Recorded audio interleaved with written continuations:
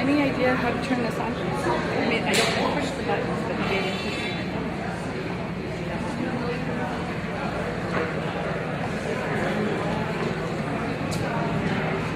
Good morning, folks. We're going to get started in another 3 or 4 minutes.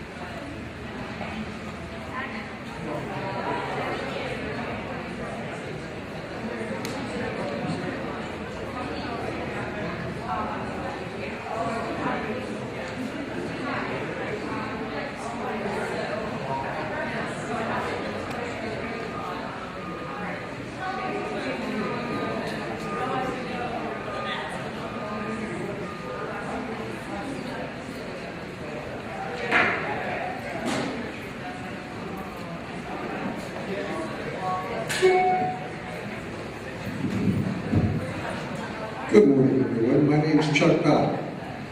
Thank you very much for coming out on what Snoopy refers to as it was a cold and stormy day. Our 5th annual conference this year, we're thrilled to have you out here. Our biggest concern, of course, is we worked very hard to put this on and we hated that nobody showed up. I think you'll find we have a very exciting agenda. Great presenters. I had the pleasure of going to dinner with them last night, and I'll talk about that a little more later. But the thing I also want to encourage you to do is please treat this as an informal occasion to ask questions and engage in dialogue and discussion. This is not a lecture. We're going to drink our own champagne, and we're going to try and make this an active learning exercise, a series of discussions rather than thinking of us all as talking heads. And I'm going to go slightly off script here for a very important reason. One of the joys of having my job is you get to see great things happen, like this colloquium, or new buildings or new classrooms come to life, or teaching and learning get changed. But it's a bit trite. It really does take a village. And I'd be remiss if I didn't thank the literally 24 people who put together this colloquium, and who literally are over here to my right, still working to get people registered. We're over here to my left, still ready to capture video and audio. We have the people who worked very hard to get out the posters, the signage. We have students running around like crazy upstairs so that later on you can see a demonstration of the technology. And it's a bit of an Academy Awards moment. You know, if I had a 5x8 card, maybe I could tell you all their names, but I'd probably miss something. But would you all do me a big favor? And with a collective round of applause, just thank all the people in this room who helped pull this colloquium together.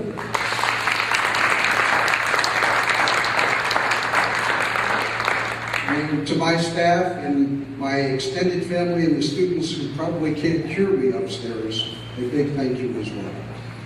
I have the pleasure of doing 2 introductions this morning. One person you know well if you live and work on this campus already. He's the Vice Provost for Undergraduate Education. Charles, better known as Charlie Robbins, will give a brief introduction, and then he'll put me back on the stage, and I'll give you an introduction to our first presenter. Thank you for showing up, Charlie.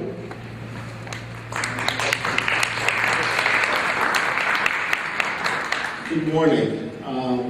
Let's have a round of applause for Chuck and all the work that he does also. Or Charles, better known as Chuck. Play that game. So let me welcome all of you to the 2013 Sparks of Innovation Conference. We are really thrilled that you're here. For those of you that came from off campus, welcome to Stony Brook. For those of you that are part of Stony Brook, welcome to the new College Center for the Undergraduate College of Leadership and Service, which is just a magnificent center that we're really thrilled with. That 4 different people have already asked how they can book the space. But we play well with others, so I'm sure we'll find a way to use it. But we're really thrilled with the space and have been putting into a great deal of use this semester since it's come online. We are really pleased to have the two keynote speakers with us today, and you can see their biographies in the handout that you all received when you got here this morning. But they are two people who are really at the top of the national discussion. And the thing that I think is so incredibly important is that the topics discussed today really couldn't be any timelier. So we're going to have a chance to discuss issues around MOOCs. We're going to have a chance to discuss issues around open education. And we're going to have a chance to discuss issues around new learning technologies and pedagogy with a focus on e-portfolios. You can't go anywhere today and have a discussion about anything relating to higher education that doesn't focus on those topics. They are all really the talk of the day. They're really from coast to coast. At small colleges, at major universities, at community colleges, they're the things that people are talking about. So we understand that you're taking a full day and coming here is a sign of how important you think it is, because for most of us, time is the most precious resource we have. So your willingness to commit to a day, I think is wonderful. And I can assure you back that, in fact, we will make sure that the day is well spent, that your time here will be valuable, that you'll be able to take things back with you that will really get you thinking, get you changing in many ways the way you do business. Just one side note, in terms of MOOCs, Provost Asanis, who was unable to be here today, appointed a task force on MOOCs that was made up of faculty and staff, an amazing task force. They sent more emails than any group I've ever seen in my life.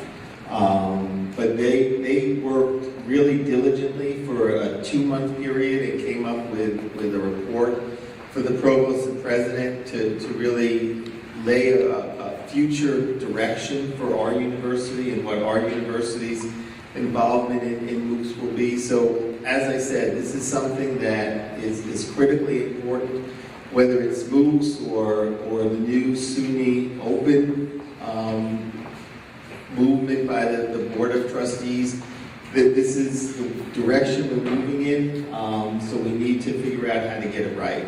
And with that, I'm going to turn the mic back over to Chuck.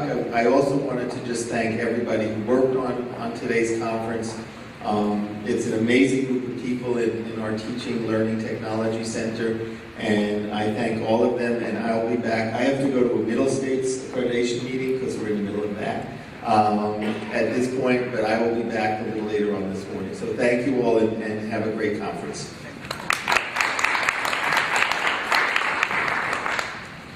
So it's with extreme pleasure, and I'm not going to reiterate what Charlie said, that we have our two guest presenters today. And it's my extreme pleasure to introduce you to Vijay.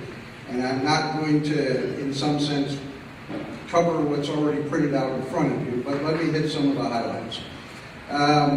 Many eons ago, or at least months, Patricia turned to me and said, "Who do you think we ought to invite for the spring colloquium?" And we came up with two great people. And one of them I've had the pleasure of working with over the past 10, 12 years, and that's Vijay.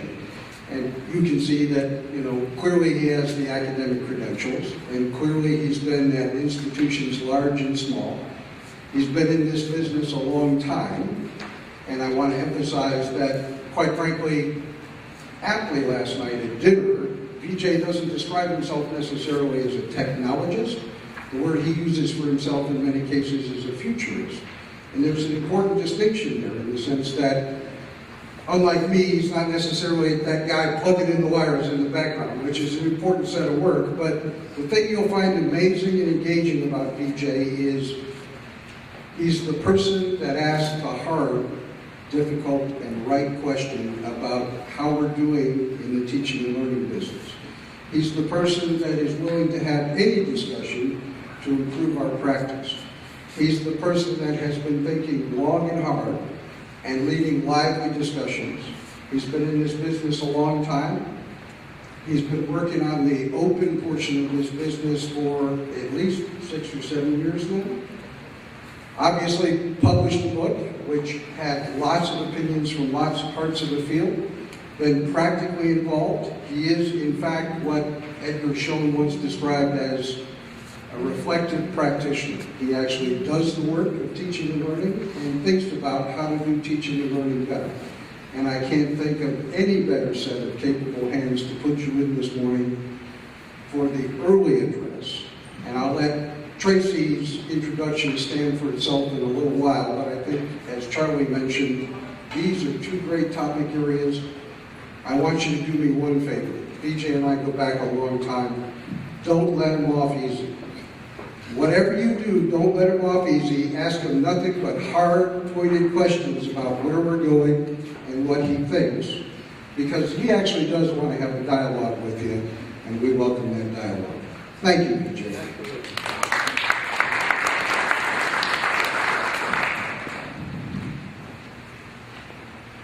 Thank you, Chuck. And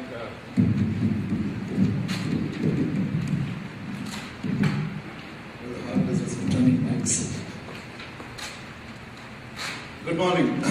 It's a real pleasure. You know what I should probably do first is put your nails.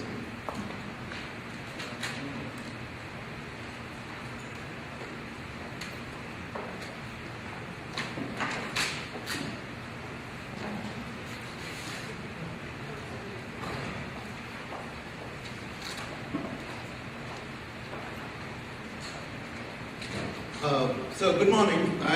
It's really a pleasure to be here. As Chuck mentioned, we do go back a long ways. I have to tell you, Tracy and I walked in this morning, and our first reaction was, "Wow, what a space! This is just looking at this. It's just the kind of space that spawns good conversation, good activity. I mean, this is an active learning space. You can configure it in a variety of ways, and I hope you'll have some good discussions today." The other thing that I did, I was listening to both Chuck's comment and Charles' comment, and about a colloquium like this, or a symposium like this. And for me, I think, I'm thinking back of Maine, Mount Holyoke, and MIT. We know that institutions are changing when the quality of the conversation changes. Because then there is real discourse about what's going on. It is a reflective exercise. So, because then the academic community starts really engaging, because they think it's important enough to talk about. And you know what the academics do best, we talk. But when the quality of the discourse changes, that something is really happening. And I believe something interesting is happening. As I'll point out a minute later, we don't know exactly what, but something is going on. So, I have a pretentious title that I'll try to explain. There are a couple of, if you gaze at a slide long enough, you start seeing meaning into it too. And which I was doing last night. And one of the things that I want to point out is the word being on the move, or the expression being on the move. Because what we really have today is a dramatically changing landscape of education. And it's transient, it's moving, it's advancing. And when you think about it, one of the things that characterizes the landscape now is this very dramatic, conspicuous shift from teaching to learning in all its modalities, just-in-time learning, anytime, anywhere learning, distributed learning, new kinds of learning, personalized learning. But there's a lot of this shift, and so the movement is towards really towards all kinds of learning in all kinds of forms, and something that we have not seen in its heft or its intensity before. And and it raises some very interesting questions about what we do in the first, what have we been doing, and what could we be doing better? What are the kinds of things that we're not paying attention to, which we should have been? And I'm also going to propose and hopefully validate that a large part of this movement has been or is being influenced by these two big forces, at least from where I'm looking, the force of technology and the force of openness, and the intersection of the two. The other word that I also like to point out is the new pathways, and that's sort of subsumed in the comment I made about the shift. One of the things that this changing landscape is offering is really new kinds of ways of thinking about teaching and learning, about education in the large. And it is about who is coming to get educated, how are they coming, and do they have the same expectations. So there are all kinds of pathways and aspirations that are defining education as a whole. And we, I think, have now the affordances to be able to respond to them in more impactful, more significant ways. Now, so like I said, there's a lot happening. Normally, this is my slip showing, I'm a 70s child. We grew up with classmates and Nash. Normally when I do this, when I have the slide open, the music's also playing, but you all know the song. There is something going on, but we're not exactly sure what it is. It's big, it's huge, it promises change, and a lot is being written about it. Clayton Christensen writes he's prolific. He's been talking about disruption and innovation in a variety of ways, through a variety of publications. This is just one of them, but he talks about disrupting class, disrupting the college, the innovative university, and his essential premise is that, look, the source of technology is really bringing on, it's bringing a challenge to education and structures as we have known them, and we have to contend with them, and here is where I put on my futurist hat. Really think about how we can harness and leverage them for the kinds of education futures we desire. I will go off script for a second over here. I didn't know Chuck was listening that intently last night over dinner, but so I am a futurist in the sense that when I came to do my doctoral work here, I went to UMass Amherst, and there was a future studies program. There were only two in this country at that time. The future studies program was not in a management school; it was in the School of Education. One was in Minnesota, which was called the Social Philosophical Foundations in Education. The other one was at UMass Amherst. And we had some great people, Toffler, Bucky Fuller, and all on the board. But what we really talked about was, in fact, for the first 1 year or so, a large part of our focus was in thinking about social structures and sexism and racism and feminism and how they impacted education and what preferred futures for education could look like. And we had a motto, we really talked about creating preferred futures, and we defined a futurist as someone who could make future possibilities more real for others. And I believe we are all in that business, and now we have a whole bunch of new tools and new affordances that allow us to create preferred futures. Right? And in fact, so I got into education technology thinking about how that might impact the way we think and about teaching and learning, and how we might build new kinds of educational forms.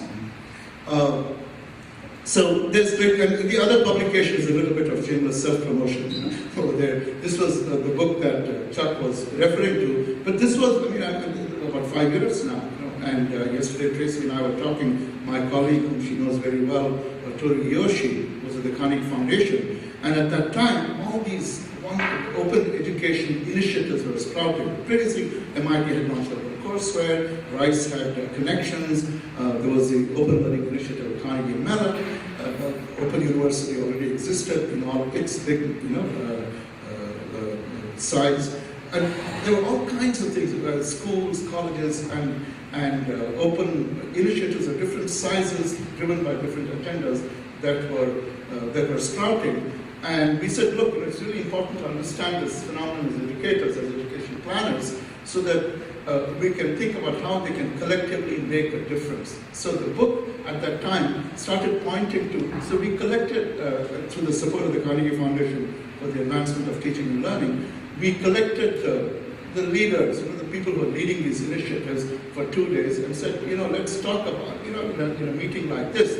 and said, let's talk about, we don't want to hear about your particular initiative, case studies, but we really wanted to think about how we can collectively make a difference, what are the new kinds of possibilities that they present for education. And that anthology turned out to be this book, which I will tell you was, the MIT Press published it, but it's openly available as an open book. You can download it, download chapters, read it online, and so on. But why I point to the book is the influence of that underlies both these kinds of publications. One was talking about technology, the other was talking about the force of hope. And my thesis is that the confluence of these two really presents some dramatic opportunities for educational change. Now, we say something is happening, we don't know exactly, on the one side, you hear all this, we all hear this. I mean, I can't open my machine without 6 messages from the Chronicle, 4 from Inside Higher Ed, then all the other popular press talking about MOOCs, online education, this, that. So on the one side, you have all this rhetoric about how the world is dramatically changing and all these resources, and we're getting glimpses of some change. And on the other side, you have this other cacophony of the crisis rhetoric, the doom and gloom. Educational institutions are failing, they're gone, this and that, and you wonder, when you hear these, very, very conflicting messages, and is there, what's the truth over here? And we all know there is truth to both. So when I characterize this, I try to look at demand and supply. And so are there some characteristics in terms of demand that sort of suggest the doom and gloom scenario? Does that look very washed out? Can you all read that? Not at all? Okay. Is everyone here over 40? I'm good. So anyway, the demand side, one of the things that we know, I'll just go through these, and hopefully the other slides will get darker. We do know, I did some amount of work in India with India's National Knowledge Commission, and we have countries like India where there's this sort of a gallop towards development, where they are in a hurry to develop, and we hear about the BRIC nations, where you need educated human resources in every category. This is not just engineers from, I went to the IITs. There are engineers from IITs. You need road builders, you need technicians, nurses. You need educated human resources. To an extent, the demand vector is so big over there that traditional means of supplying that just cannot cut it. You cannot win. So I'll tell you, there's this very big initiative some years ago, which was called Sarva Shiksha, meaning universal primary education for all, right? And which is noble, which is fantastic, but the outputs of that policy, they put out like 50 million kids who fall through the cracks because not enough middle schools to accommodate what's coming out of the primary schools.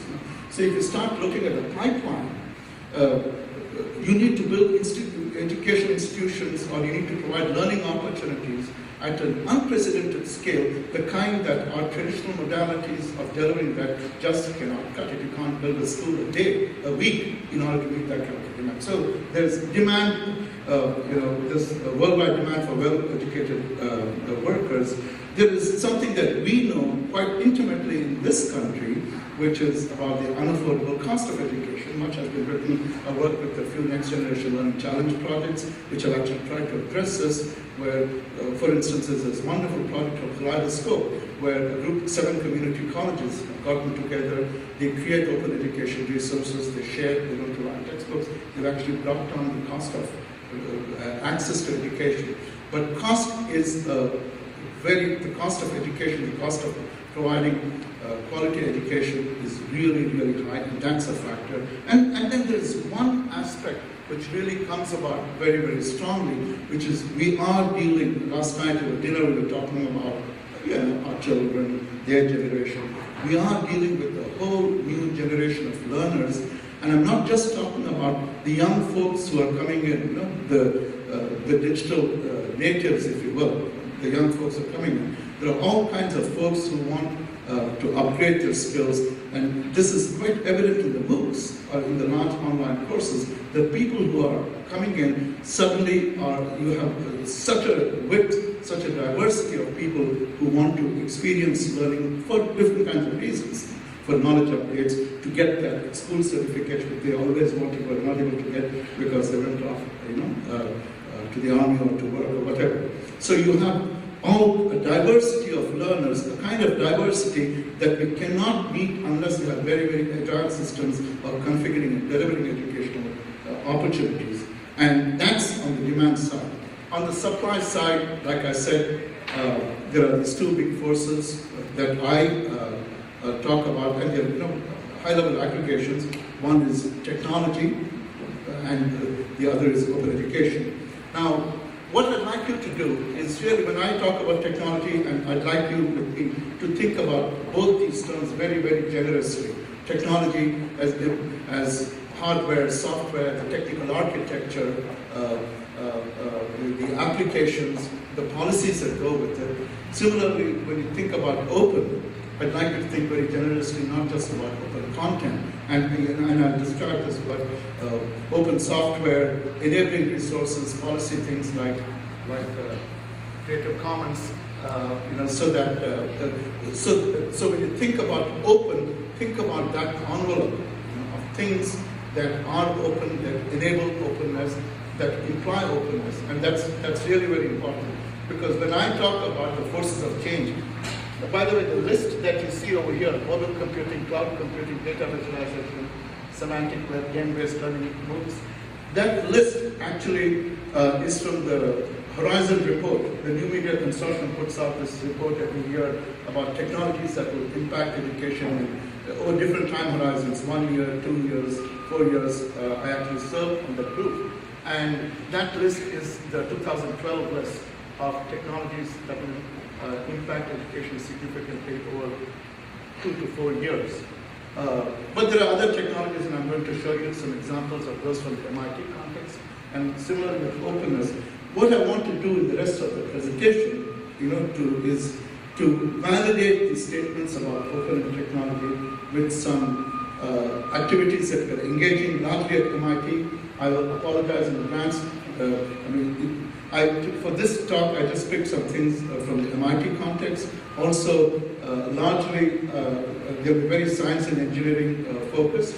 And that's not because we only do science and engineering at MIT. I just happened to choose those for this talk. So, again, the pitches at the conference of these two will make some dramatic difference. But let's talk about openness a bit. Okay? So, this is the landscape of openness from some time ago, actually. And we like to believe at MIT that the OpenCourseWare announcement had something to do with the rapid attention, or the significant attention to openness in education. Now, I will say that open education, the notion of open education, and we actually, Tolu and I wrote about that. The notion of open education is not really new and unique. It's been around. We 80s we used to talk about university without walls. We talk about all kinds of model education and so on. But I think it's being expressed much more concretely and largely now. But OpenCourseWare, and I shudder to do this. How many of you have heard of OpenCourseWare? Okay, so I don't want to go there. But just to quickly tell you, it was MIT's announcement to the world that it will make the content of all its courses available on the web for free. Right? Again, all those words were chosen.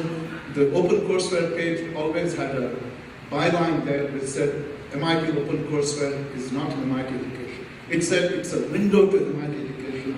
It is not an MIT education, because I remember very clearly when we decided to announce that, it came through a faculty committee, much like your associate provost was describing, and we were all contending at that time with the question that our president, Chuck West at that time, and our provost, Bob Brown, had asked us, saying, look, the internet's going on, there are all these wonderful initiatives being launched by Stanford and by Columbia doing the Fathom. What are we doing? Have you missed the train? Have you missed the boat?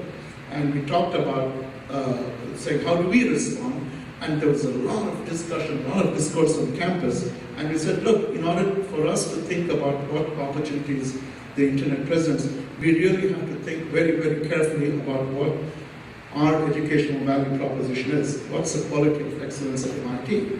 And there were some very nice words thrown around. Intensity, drinking from the fire hose. These are the typical characterizations of an MIT education. And I said, yeah, what does it mean? What does that mean? Till our faculty were able to say, no, look, the quality of an MIT education is really reflected through a very high quality of students and a very high quality of faculty and having a very high bandwidth of interaction between these two. So read, situated learning, online learning, So what we know how to do well is this. And we said, well, if that's the case, let's take a picture of that and put it out there. And that was OpenCourseWare. Right? Now, that was then 12 years ago. The size is millions of hits, and now we have 2,700 courses.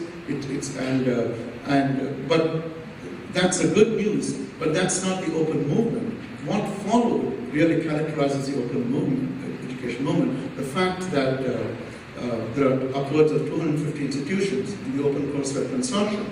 MIT has 2,200 courses, roughly.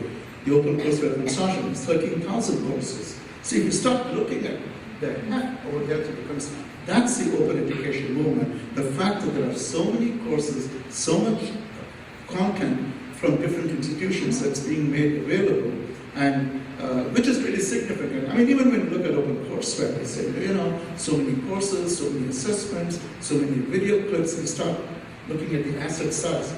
Then when you factor in a consortium, now what's happening through MOOCs, you start seeing the import of this thing called open content, open courses. And different kinds of initiatives since then have been launched. Of course, Khan Academy is extremely well known on the snippets that were produced on particular topics, extremely well used.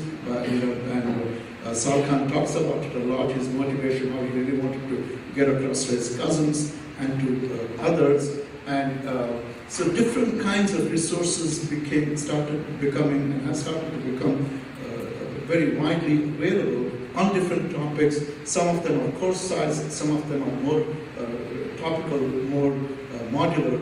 And then there are initiatives like the Open Learning Initiatives from Carnegie Mellon, which really focus on cognitive tutors and having models which really try to build in a lot of feedback into the design of courses. They are open in the sense that they allow analytics on use to actually go and redesign the course. And so, again, these offerings reflect different kinds of openness, different kinds of learning opportunities. Generally, what you see is this, courses as blogs to, TED-like things, events, and now the last big step that we're seeing in this progression is, of course, the MOOCs. And that's a picture from the edX site where you have courses. When 602X, the Signals course was offered by Anand Agarwal. And this followed very quickly on the heels when the Coursera announcement was made from Stanford. But the big significant event is the launch of these massive online courses. And it is interesting, and we can talk about what the going-in assumption was and what it is becoming, which speaks to my proposition that there's a lot that's going on that we don't know. Just to give you an example, when 602X, the first edX course was launched, there was Anant and two other of his colleagues, Jerry Sussman and three faculty members, a couple of TAs, and I'm caricaturing this somewhat, but there are three faculties and TAs and 150,000 people. And retention aside, what we found out very quickly was that self-learning communities were formed. So it was not a one-to-many experience, but a many-to-many experience because the whole ecosystem of the course had changed. Right? It was people who were talking to each other, who were helping each other. So this onus was not on these 3 people to provide learning opportunities for the millions gathered, but the whole ecosystem had changed. And one of the things, the challenges that posed is how do you think about this? How do you think about the fact that it's not a one-to-many experience, but a many-to-many experience? How do you preserve the positive aspects of what we teach, what we care about in the teaching learning experience, and try to get rid of that? What are the new kinds of experiences that are being created by these self-learning communities who are offering their help, who are offering navigation through materials? And then, of course, some more challenging questions like, are we just taking what we are doing right now and replicating it for the thousands, which itself has its problems, and I'll tell you a little story about that from my past life shortly. But in any case, here is, edX has grown in its, both in its membership, it's like Abu Ben Alan's tribe, more people are coming in, UT Austin, and now we have international partners, and as of a few weeks ago, it has actually started releasing open source software to enable others. So the last announcement that you might have heard was about Stanford joining edX to help for the platform development piece. They released XBlock, which is one of the pieces of software, so the course components can be created by anybody, and to facilitate the creation of courses. So that's happening. So the openness piece is you can see the progression from OpenCourseWare, the OpenCourseWare Consortium, to things like Khan Academy, and now this, and now the progression. And the point that I'm going to make, the progression does not mean, it's not in the way we have typically understood evolution, where when the next species comes, the previous species goes away. What we have, therefore, is a collection of ways in which open resources and open learning experiences are available. And that's, I think, the important point. Not just now that we have MOOCs, we can forget about Khan Academy, or we can forget about OpenCourseWare, but what we can really look at is we have this collective of resources that are being created and that are generating even more. The one important part of openness that I really like to stress, and this is borrowed from my dear colleague David Wiley, who many of us consider the father of the open content movement. So David Wiley will always talk about the 3 R's or the 4 R's about openness. The fact that you can reuse them, you can redistribute them, you can revise them. Right? At least that's 3. So, and how I characterize those R's are that openness is characterized by the fact that it is organic. Meaning you can build upon, build from, you can build on the content, you can extend it, you can amplify it, you can take it to audiences that you don't traditionally serve. So that's the quality of the openness in education. And what you're really getting is this variety of resources. Open course, full courses, short courses, modules, topical things. And we have to look at that as what is going to be impactful, and as we start thinking about how it is going to impact teaching and learning at our institutions, how we can offer different kinds of blended experiences. Now, just to substantiate that, very quickly, at any point, I can keep talking. Please feel free to interrupt, because what do you mean? It doesn't matter if you take a little path. Anyway, so so these are some things that my office, the Office of Education, Innovation and Technology, produces. These are visualizations and simulations that are created for, largely the most successful one of them is Star BioChem, which, by the way, has about 400,000 downloads around the world. Now, I talk about the Star suite of software for a couple of reasons. One, to again emphasize the fact that there are a variety of quality educational resources available, which are not just MOOCs, which are not just kinds of things. And Carl Wyman, who Nobel laureate from a few years ago, who's now with UBC, with British Columbia, who was in Colorado, University of Colorado before. He started this wonderful initiative called PHET, and you should definitely look it up if you haven't already seen it, where there are wonderfully tested, evaluated simulations for topics in physics, in chemistry, and so on. In fact, we're even using them for our Haiti project. The point of things like PhET and things like STAR are to emphasize that open materials are not bad materials. They're high-quality education resources that are available. Typically, when I was at IIT in India, we had a little tea stall behind, and we used to be drinking tea from open cups, and sometimes a fly would get in the tea. And someone would say, oh hell, there's a fly in my tea. And the typical response was, for 25 cents, what do you expect an elephant? But, in a similar way, open free must be bad. And I want to say, no, open free is real high quality stuff that's available. For instance, Star BioChem was created through lots of engagement with faculty to teach.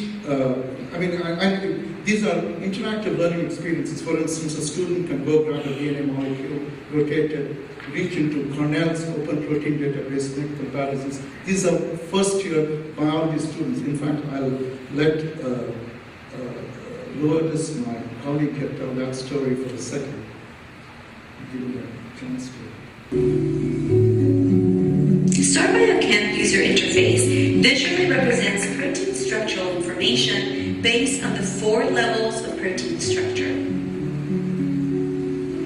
For example, we can select quaternary and click on chain to better differentiate the human DNA repair protein and the segment of DNA to which it's bound.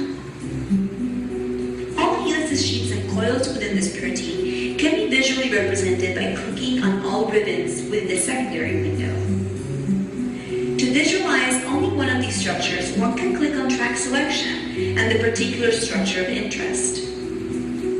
Let's take a closer look at helix 16. First, let's visualize the atoms present within the structure. Second, let's highlight only 16 by obscuring the rest of the protein. To see only the side chains of the amino acids within this helix, move the backbone slider to the left. To highlight only the backbone of the helix, repeat the step within the side chain slider. Now let's explore how this protein interacts with the substrate. To do this, first, let's select a DNA substrate within PBD tree. Second, we will obscure the protein to highlight the selected DNA substrate by moving the unselected scroll bar to the left until the protein is partially transparent. Now we can see how this protein flips out a DNA base from the double helix to check for mutations as it travels along the DNA, giving us a snapshot of how the structure of this protein relates to its function. All right, so it's the point over here is that you have dramatic, different kinds of resources, interactive resources that are available, high quality, evaluated resources, things that have been evaluated in courses over here. The other thing about that, about these STAR materials is the visualizations are there. You can go to the STAR site, star.mit.edu, you can grab them, and you'll see some lessons that have been built around them. And what we find when people are downloading them around the world is that they build their own lessons and their own curricula around these materials. That's, in fact, the work that we're doing in Haiti for active learning. We have teachers who are taking these materials and building these resources. They're building active learning curricula around these and translating them into Creole and then making it again widely openly available. So those are the kinds of possibilities and offerings. The other thing that we hear when we talk about open resources is we think, oh, there's lots of content from all these institutions that are open courses. What I'm showing you over here is a very favorite project of mine called iLab. This is Jesus Villalamos, who's the gentleman on the right. His brainchild. iLab is about providing browser-based access to real laboratories. These are not simulations or visualizations of the STAR variety, but where you actually control laboratories. So you have network analyzer equipment, chemical reactors, seismographic equipment, different kinds of labs that you can actually control. So we have students in Singapore, in Sweden, we have students in Chicago, K through 12, who are actually doing experiments with this benign nuclear facility that we have at MIT. And the thing is, the architecture allows you to plug these labs and provide browser-based controls, and then use cameras and stuff so that you can actually give the feeling of proximity. But they're controlling real labs. And again, just like I mentioned in the case of OpenCourseWare, it's not that there are MIT's courses, that's not the movement. In the case of iLabs, the architecture is open that allows labs anywhere to be created and plugged in, and the browser. So you can start thinking about how, because of this openness, you can have end-to-end quality education experiences, not just access to content, first-hand experiences that we do. Certainly in Stony, Brook, certainly in MIT, where there's a lot of focus when you think about, particularly about engineering-intensive institutions, where first-hand experiences, hands-on experiences matter a lot. Now, it is interesting. I was sitting in China in a presentation, and there was this professor of computer science, and she starts showing experiments that she's doing with iLab. I had no idea. And she said, no, I saw the software and the thing, and we had come for a meeting, and she's devised her own iLabs, and she's using them with students across China. This that you see is a game-like simulation that was available in the first MOOC course, edX course, which is, again, this is an online lab for circuits from the 602X course. And you can add resistors, apply current, evaluate the circuit, and so on. And all these students, the 150,000 who became the 7,000 after attrition, they will all use these. Now, the point of both iLab and this is and the STAR simulations, is to show that when you think about this open education world, we can actually think about good end-to-end quality learning experiences, first-hand experiences. It is not just about access to content. A very significant part, which I'm sure will come up in the conversation, is the access to community like we've never had before, fellow learners. So it's not just about access to content, access to hands-on experiences, but also access to communities. And that's why this whole landscape is changing. The ecosystem of learning is changing. I always imagine, and I propose this to a couple of countries and initiatives, if you start thinking about this collection of things like iLab, things like the simulations, you can start thinking about, for this country globally, you can start thinking about an ecosystem of labs which are available, with some places, for instance, a place in California could be the place where a lot of the chemical, some kinds of chemical engineering labs are situated. So you can start thinking about a lab ecosystem that provides extensive first-hand experiences, and you can blend that with situated labs. And why I think this is disruptive is because it seriously affects the cost of educational access. Labs are expensive. Labs are expensive not just because the radio telescope costs millions of dollars. It's not just about expensive equipment, but the fact that when you configure a lab, it's the time to configure it is disproportionately more than the use it gets. You configure it, a class runs it, and then you spend a lot of time configure it again. And what you do through these things, through these collectives, you start making them 24/7 available. You start multiplexing the use of labs to really affect the economics of lab instruction. I have another, as an educator, I believe that there's a real cost with latency. I remember, whether it was in school or college, a lot of a lab, you got the theory one day, several weeks later, you got the lab experience. There was too much latency when you learned the concept and when you saw its practice, right? Other side of the mind, in fact, to be truthful, a lot of our lab experiences were reverse engineering exercises. You always knew what G was and worked backwards in the lab, right? So that kind of latency, and there's a cost to that, there's a learning cost to that. So I look at these as really dramatically altering the ways in which we can provide cost-effective, high-quality experiences. So some of the quick things that you learn from MOOCs, and then we move on to how it impacts online learning.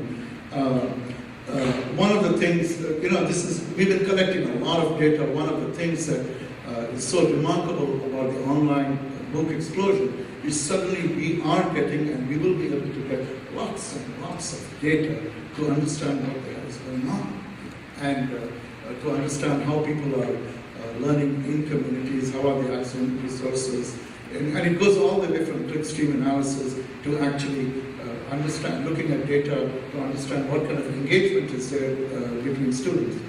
One of the things that we found from the early MOOC experiences is there are some things, and this is MIT, there are some things that online students have a lot in common with the residential ones, and that was so everyone waits. So we were looking at the graph to see when does everybody come in to do their assignments. And 10 years ago, we had the same kind of study after when we were doing our campus things, and we found that everybody. You can imagine this. What do you think is the time when you have peak access to resources or to do the problem sets? What time of the day? Anybody? 1 in the morning? Well, close. It was 2 in the morning. So it's that time. So this is a common feature. But on a more serious note, one of the things that we do see in the MOOCs that we're learning, which has real implications, and some of these we have all started working with personal response systems, clickers, etc. One of the things that you're seeing in the launch, that real-time feedback is really good because it does accelerate learning and the quality of learning. So real-time feedback matters. I do not know if any of you have heard Anant Agarwal talk about MOOCs, but this green check when there's a problem, either that's posed on an edX course, the instructor tries to get it or the TAs try to get it, but more important, the communities that are there, someone will get it and resolve it. So they keep a list of things, and it gets ranked, it keeps things that people need clarification on, it keeps getting moved up, somebody resolves it, and then you get the green check. And as Anand says, it's actually become an edX cult symbol, this green check. That means there was a thing that was fuzzy, that was ill understood or was not understood, that has gotten resolved in good time, in real time. Not always by the instructor or the kids, more often than not by the communities who are around, the learners that are there. That's an important piece of learning. Discussion forums. It is interesting about discussion forums. And again, all this, people are forming national communities, language-based communities, ethnic-based communities, but it's happening because there's so much activity online in the discussion forums. And I find that really gratifyingly surprising, because I remember the early days, and Chuck, maybe this was your experience also, when we were rolling out LMSs, the discussion forum was the least used aspect of LMSs. Those of us, we were really hoping that discussion forums would pick up. The traction for discussion forums in early LMSs was very, very low. And it really told me that it was largely being used as a delivery of courses, put out the course of day. On MOOCs, it's not true. Most of the action is, that's where the action is. And which is something that we need to factor in, both in terms of designing online learning experiences, but also about the potential for data collection so that you can really understand what's going on between these groups, amongst these groups. And so there's something. This thing, most MIT students watch lectures in 1.5 times the speed and read the transcription. That's the other thing. Yes, sir. Yes. Do you have any idea why I've had this experience too, why it's hard to get discussions going in sort of regular classes and, these discussion groups. But that somehow it seems to happen on these MOOC courses. I mean, why is that? What's different? Why is it? What gets people? I can only speculate. We haven't studied the why, but I can speculate, and I think one of the things that the comfort of knowing that your instructor is going to respond is not there. You are suddenly saying that in order for me, first of all, I'm a self-motivated learner. People who are signing up on MOOCs are not people who have been told to go there. They are coming in there. Two, they come there, they do not have the luxury of they know that they don't have the luxury of having an instructor come and respond to it. So they have to, we're all economic actors, right? We say, I got this much time, I've got to learn this, these are the resources available to me. And in fact, if you look at it, that is such a positive thing educationally, because we might come up with all kinds of esoteric attributions about why we want to educate. A lot of our education becomes increasing our ability to negotiate the resources around us to solve the problem in front of us. Right? So we go to the libraries, we ask our friends, etc. And when this, and again, here, maybe this is a whole paper, but I'm going to speculate that they know that they have all these people, someone will sort it out. Actually, so I mean, first of all, they're self-selected in a way, but secondly, but the instructor isn't that they don't have to think, well, I can just wait to ask the instructor or something. Yeah. I've got to go ask these other people. The only way I'm going to get an answer. Yeah, and I'm going to tell you one more thing, which might sound harsh. And if suppose in a class we want people to talk to each other instead of demanding that they listen to us, perhaps the same thing will be going on, right? They'll be chatting with each other and figuring out. Nobody's telling them to shut up over there. They can talk to each other and find out. And it is telling. So several years ago, we had introduced laptops in some of our courses, right? 100 and so this is an introductory computer programming course. So we walk in and there's hubbub in the class. And the two graduate TAs, they were really upset. They said, oh, look at this, so much noise. And we were rejoicing. Because look at the engagement, we said. People are chatting with each other, they're talking about the problem in front, whereas those guys said there's so much distraction, so much noise. So I guess what we're saying is, that's the learning activity, active learning, people are talking to each other. And it is important to observe that. Last night, when we were talking, my research work was in Africa. I took Speak and Spell and Speak and Texas Instruments has put out instance to elementary schools in Lesotho. And our thing was to understand the impact of reading, writing, and arithmetic. I used it for planning. But one of the things we used to do is we used to take 2-minute spot observations on how the kids are talking with each other, given this device, because you wanted to see the whole engagement in the class. And I suspect that's what's happening. That's it. Anyway, so we have, and even this stuff, the 1.5x speed, they said, okay, the lecture part is fine. I'm getting to read all the stuff over there, and then they're getting to chat about it. So that's what's going on. So this thing is, when you look at all the activity that's the data that we're getting in terms of that kind of engagement, the discussion forums, how people are clicking, what it starts telling us that, look, this thing online can really influence campus education. That's a long-term, let's say, online education or education as a whole. And the typical thing that we hear a lot about, which is expressed differently, is what we loosely call the flip phenomenon, right? The fact that you can have a lot of stuff that you might do, and that comes straight out of the 1.5x speed when you read a lot of the lecture things and so on. We can, or information-seeking things, we can post online or pre-class. A lot of my humanist colleagues say we've always been doing that. There's nothing new there. That's how we always teach. But so that you can do a lot of stuff in the class. We have a couple of examples that I've talked about. Our faculty who are actually doing that, much more active learning experiences, building constructive experiences, construction experiences in the class, things that they have always wanted to do, but that our curriculum never gave us the time to do because, it is so tightly jammed back. And I heard this, and we had gone to do a lot of discussions with various institutions. This is 1.5 years ago, before things like edX were launched. And at Carnegie Mellon, which was doing OLI, we talked to a lot of the faculty. And I remember the mechanical engineering faculty, a couple of them telling us how the big thing about OLI was the fact that suddenly they had time to do these hands-on kinds of building experiences in the class. And they had always wanted to do it. So, and this shift in mixing the two, one of the things you might have seen this announcement from San Jose State, which is really using a lot of the edX courses, the 602 edX course for the online experiences, and they have found that there is significant learning gains for the blended model.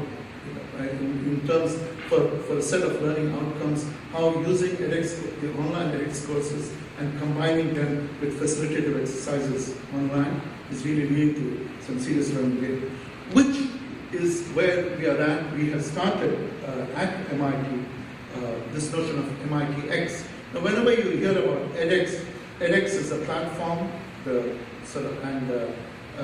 stage, and on that stage, Harvard puts out Harvard X, and Berkeley will put out Berkeley X. MIT X is our digital learning initiative, where we use the tools of edX and other online tools like STAR, like some of the ones that I show, in order to think about the education that happens at MIT. How do you intelligently combine the values that onlineness brings with some of the pedagogical things that we care about in order to deliver whole new good education experiences. So MITx, in some sense, is the production house, several, and the place of the courses. And we've launched several courses. At the present time, there are about 8 residential courses in spring 2013. Now, for MITx and around this, and both preceding it and now alongside it, a whole bunch of technologies that we have been working on, and I'll just point to a couple of them because they speak to things like discussion. NB, for instance, is a collaborative tool that David Carver, a professor in computer science, and his students had developed 2 or 3 years ago. NB, nota bene, and it's let's say we're all on a network, and we have PDFs of our courses, and I look at a point and I mark it up, annotate, say I don't get this, and someone else in the network looks at it and they cross-annotate. So it's collaborative annotation, and that helps the engagement and the learning process. So that's NB. Yeah, essentially it looks like that with the bulk of them. I'm sorry, this is so washed up. I'm wondering what's going on. With the document over there, the annotation and the strings on the sidebar that's going on over here. There's another tool called Caesar, and this is a very interesting tool. Rob Miller, who also teaches in computer science, which is one of our heavily enrolled courses. And the idea was, how do you get feedback to students? How do you get detailed feedback to students? There's a lot of programming. And this is a foundational level course with about 300 students.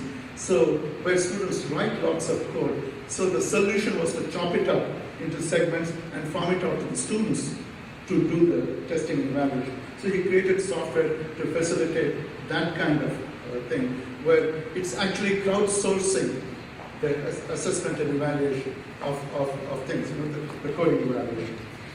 There is a big push in our MITx and our digital online, and this is something that's very, very important. Here is where we are seeing fundamental changes, a lot of focus on concept-based efforts. So that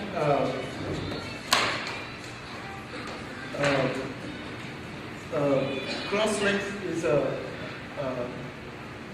good, you caught me before I started dancing. So the cross-links is a wonderful thing. We have a professor in aeronautics, astronautics, Karen Wilcox, and Haynes Miller, who teaches mathematics. And the idea is to establish linkages between concepts in one subject, like mathematics, and engineering subjects. So she calls it flash forward, flash back. So I'm in 3rd year, I'm doing a fluid mechanics course, and suddenly, there's some stuff to do with Stokes formula, triple integrals, and I don't know what it is, I need a refresher. Because of OpenCourseWare, I can go to that particular, the way crosslinks is designed, I can go to the particular segment to get a refresher on that, in context, on that particular topic. Similarly, I'm in 1st year or 2nd year doing some arcane triple integrals, and I said, why on earth am I learning this? I can point to a section, saying, look, you want to be a rocket scientist, that's a flash forward. This is where it becomes relevant later on. We're able to show connections like that, to show a cohesive picture of the learning, but they're all derived around core concepts that you want to get across. And the other thing, there was a mechanical engineering course that has been modularized based on topics, In fact, this was implemented last semester. And here the intent is to really have flexible modules so that students can take it in their own time. So I need to go away to Cambridge for the experience, or I need to go away for my varsity sports. In fact, it was very, very poignant. We had launched this course and I was talking to my visiting committee, and that morning I had gotten a note from the TA of I222 saying that one of the students was getting treatment for cancer and was benefiting because this allowed the flexibility to stay with the course and not pay a price because of this treatment. And I happened to mention this to our visiting committee. One of the ladies in the committee, she stopped me at lunchtime and said, Vijay, I know exactly what you're talking about. That guy is my daughter's wife. You know, I mean, these are real stories. So the fact that you can be taking these things at your own pace and not have to suffer the consequences because you want, as we all do when we're students, lead multiple lives and have multiple incomes. So there's that. The story that I want to quickly tell also around these. Oh, cross-links, by the way, I could go to this, no, I won't go to the slide because it would take time. I wish this were not so faded. What you're seeing, the prepare, learn, advance, relate, you take a particular topic like derivatives. What we have created now is a facility so that as faculty members, you can go identify core concepts that you want your students to learn. You can establish linkages between concepts. You can create linkages between concepts and content, right? So here, this is almost like a Bloom's taxonomy over here, where we say for a concept, here are courses where you can learn about them. Here are courses where you can see the applications of these concepts. Here are courses that you can see advanced topics related to concepts.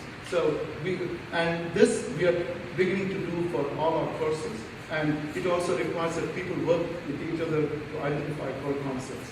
Now, curriculum design is being reinvented on a concept basis. So what you can do with this concept-based approach, therefore, is tie assessments to concepts, not to content.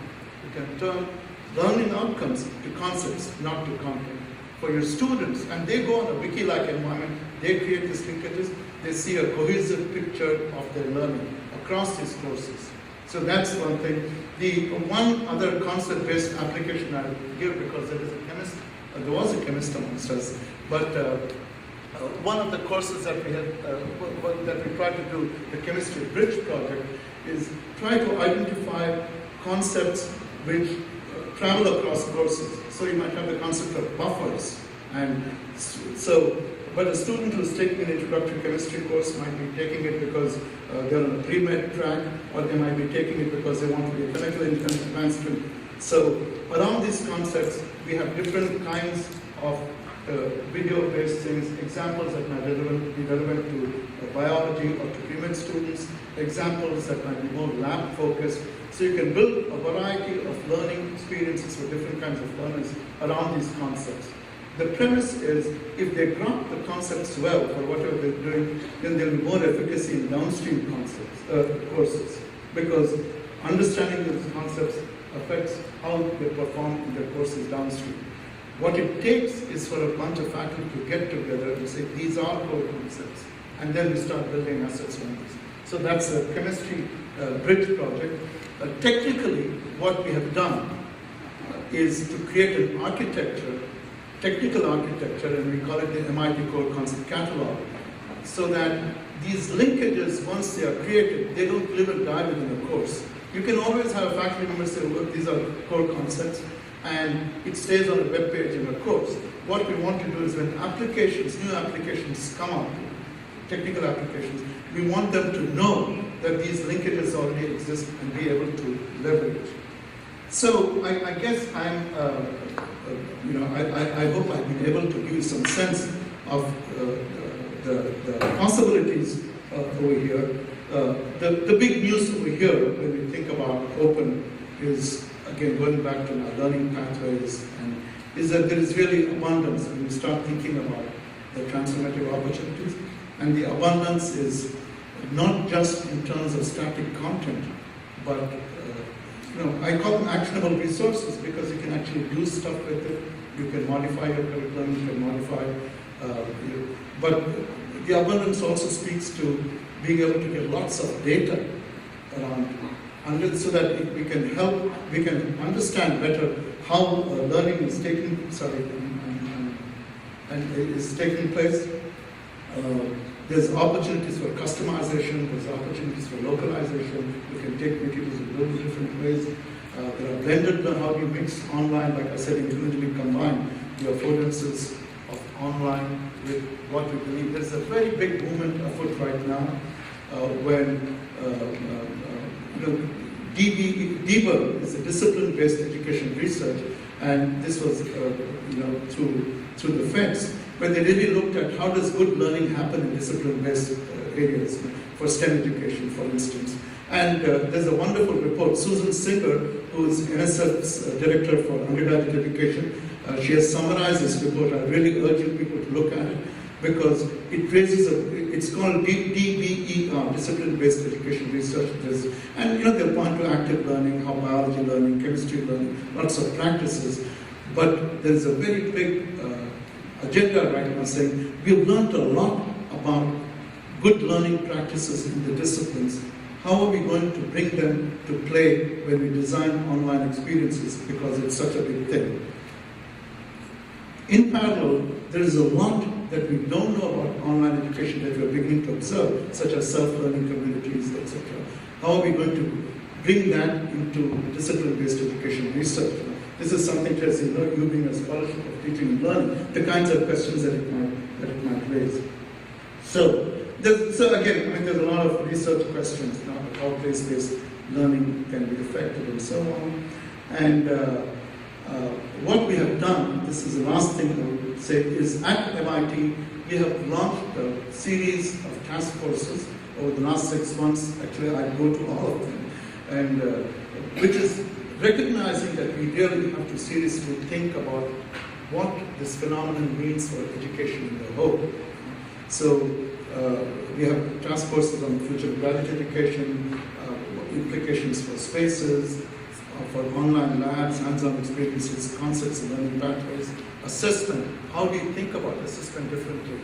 From what you're going to hear about, are there different ways in which we need to think about assessment, given what's going on, given what we're learning, and given that we have this new affordance of big data available to us.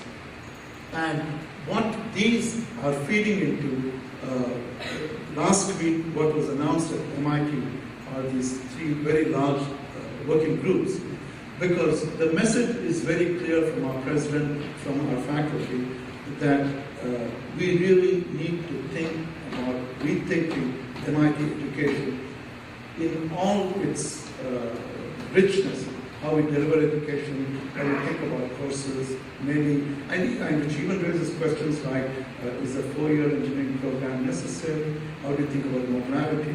How do you think about bringing the outside, the community and global experiences much more proactively into the learning experience? And that's where the plan is going. With that, I will stop. And do we have time for questions, or should we wait after for the... Let's wait, okay. In which case, unless there are some burning, clarify that question, I'll say thank you, and I'm going to be around for more conversations.